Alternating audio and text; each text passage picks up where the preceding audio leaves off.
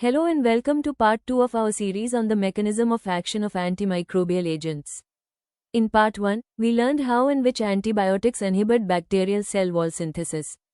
Now, in part 2, we'll explore another major antimicrobial target, protein synthesis. Have you ever wondered why antibiotics like tetracycline, streptomycin, erythromycin, and chloramphenicol can stop bacteria from making proteins? Why do they attack bacterial ribosomes but spare human cells? And how can different antibiotics target completely different stages of protein synthesis? In this lecture, we'll understand the mechanism of action of protein synthesis inhibitors, one of the most important topics in microbiology and pharmacology. By the end of this lecture, you'll know exactly where each antibiotic acts, making it much easier to remember for university and competitive examinations. Let us see why protein synthesis is an ideal target. For bacteria to grow, divide, and survive, they must continuously synthesize proteins. These proteins perform a wide variety of essential functions. Some act as enzymes, others provide structural support, while many bacteria produce toxins that contribute to disease. If bacteria cannot synthesize proteins, they cannot grow, divide, or carry out vital life processes. Some protein synthesis inhibitors simply stop bacterial growth. These are called bacteriostatic antibiotics. Others damage the bacteria so severely that they kill them directly. These are known as bactericidal antibiotics. Protein synthesis can be interrupted at two major stages. The first target is transcription, where DNA is copied into messenger RNA. The second is translation, where ribosomes read messenger RNA to produce proteins. Most antibiotics that inhibit protein synthesis target bacterial translation by binding to the 70S ribosome. Let's first understand how bacterial translation normally occurs. Before we discuss individual antibiotics, we must understand one of the most important principles of antimicrobial chemotherapy, selective toxicity. Selective toxicity means that an antimicrobial drug damages bacteria while causing minimal harm to human cells. The reason lies in the ribosomes. Human cells contain 80S ribosomes, whereas bacteria possess smaller 70S ribosomes. The bacterial 70S ribosome is composed of two subunits, a small 30S subunit and a large 50S subunit. Most protein synthesis inhibitors recognize these bacterial ribosomal subunits and bind specifically to them, preventing protein synthesis. Because human ribosomes are structurally different, these antibiotics usually do not bind to them. This explains their selective toxicity. A small exception is the mitochondria. Since mitochondrial ribosomes resemble bacterial ribosomes, some antibiotics may occasionally affect them, leading to side effects. We'll discuss these later. Before we study how antibiotics inhibit protein synthesis, let's quickly revise how bacterial translation normally occurs. Translation is the process by which the information present in messenger RNA is converted into a protein. Translation begins with initiation. The small 30S ribosomal subunit first binds to the messenger RNA. The initiator transfer RNA carrying the first amino acid binds to the start codon. Finally, the large 50S subunit joins, forming the complete 70S ribosome. Inside the ribosome are three important binding sites, the A site, the P site, and the A site. The A site accepts the incoming amino acid tRNA. The P site holds the growing peptide chain. The A site is where the empty tRNA exits the ribosome. During elongation, amino acids are added one by one to the growing protein chain. The enzyme peptide L-transferase, present in the large 50S subunit, catalyzes peptide bond formation between adjacent amino acids. After the peptide bond is formed, the ribosome moves one codon forward along the messenger RNA. This movement is known as translocation. Translation continues until a stop codon is reached. A release factor binds, the completed protein is released, and the ribosomal subunits separate to begin another cycle. Although today's lecture mainly focuses on translation inhibitors, let's first look at one important antibiotic that acts even before translation begins, by inhibiting transcription. During transcription, the enzyme RNA polymerase reads bacterial DNA and synthesizes messenger RNA. This messenger RNA then serves as the template for protein synthesis. Rifampicin inhibits bacterial RNA polymerase by binding to its beta subunit. As a result, messenger RNA cannot be synthesized. Without messenger RNA, ribosomes have no template to translate, so protein synthesis also comes to a halt. Rifampicin is one of the most important drugs used in the treatment of tuberculosis. Now let's move to the major group of antibiotics that directly inhibit bacterial ribosomes. Let's first study antibiotics that act on the small 30S ribosomal subunit. The first group is the aminoglycosides. Important examples include streptomycin, gentamicin, kanamycin, and tobramycin. Aminoglycosides bind irreversibly to the 30S ribosomal subunit.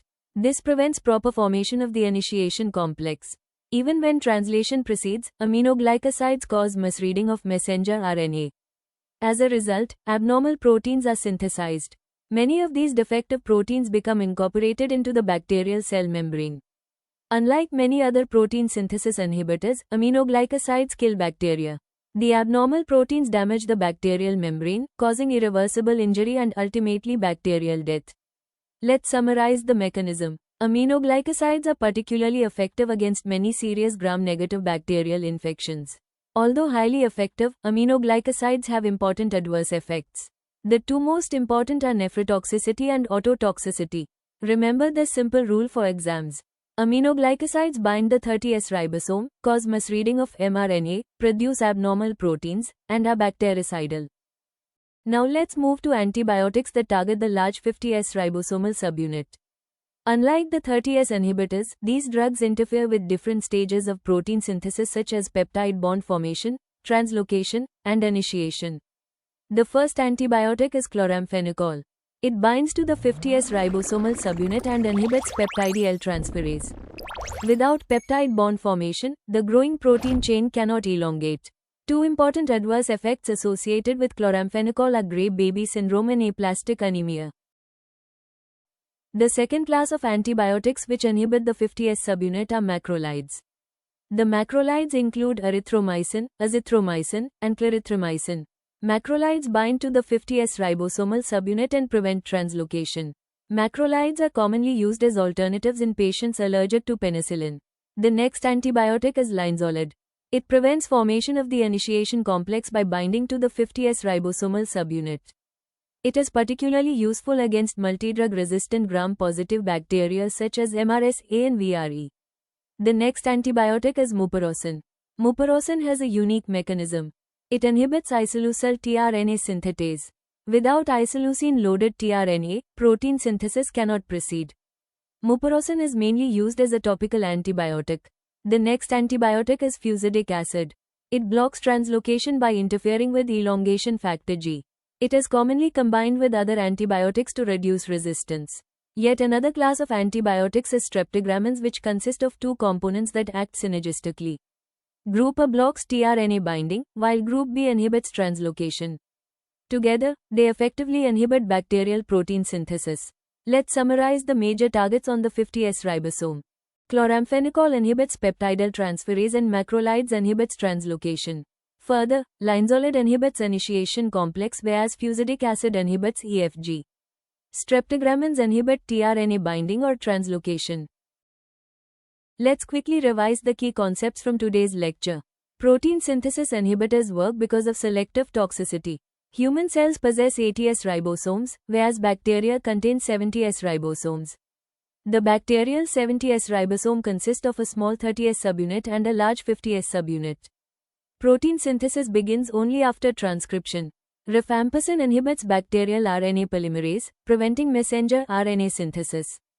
The major 30S ribosomal inhibitors include aminoglycosides and tetracyclines.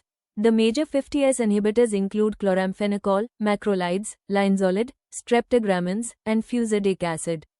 Remember the three important stages of translation: initiation, elongation, and termination.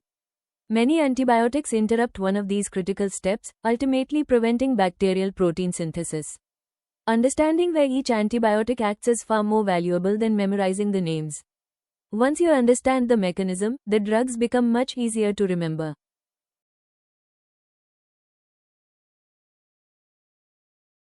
Now it's time to test your understanding. Pause the video after each question, think carefully, and see how many answers you can get right before I reveal the correct one. Which antibiotic inhibits bacterial RNA polymerase? A. Rifampicin. B. Streptomycin, C. Chloramphenicol and D. Tetracycline. Correct answer is A. Rifampicin. Rifampicin binds to the beta subunit of bacterial RNA polymerase, preventing the synthesis of mRNA. Without mRNA, protein synthesis cannot occur. Question number 2. Which antibiotic blocks aminoacyl tRNA entry into the A site? A. Chloramphenicol, B. Tetracycline, C. Gentamicin and D. Rifampicin. Correct answer is B. Tetracycline. This is because tetracyclines bind to the 30S ribosomal subunit and prevent the aminoacyl tRNA from entering the A site. Question number 3. Which antibiotic inhibits peptide L transferase? A. Erythromycin, B. Chloramphenicol, C. Linezolid and D. Streptomycin. Correct answer is B. Chloramphenicol. Chloramphenicol inhibits the peptide L transferase activity of the 50S ribosomal subunit, preventing peptide bond formation between amino acids. Question number 4. Which drug causes misreading of the genetic code? A. Tetracycline, B. Gentamicin, C. Rifampicin, D. Linezolid. Correct answer is B. Gentamicin. Gentamicin, an aminoglycoside, binds irreversibly to the 30S ribosomal subunit, causing misreading of mRNA and the production of abnormal proteins. The last question is, which of the following statement is correct? A. Human ribosomes are 70S. B. Bacterial ribosomes are 80S. C. Protein synthesis inhibitors mainly target bacterial 70S ribosomes. D. Chloramphenicol inhibits DNA synthesis. Correct answer is C. Protein synthesis inhibitors mainly target bacterial 70S ribosomes. How many did you get right? Let me know your score out of 5 in the comments below. If you enjoyed this lecture, don't forget to like, share, and subscribe. In the next episode, we'll explore how antimicrobial agents inhibit the bacterial cell membrane, nucleic acid synthesis, and essential metabolic pathways. Thank you and have a great day.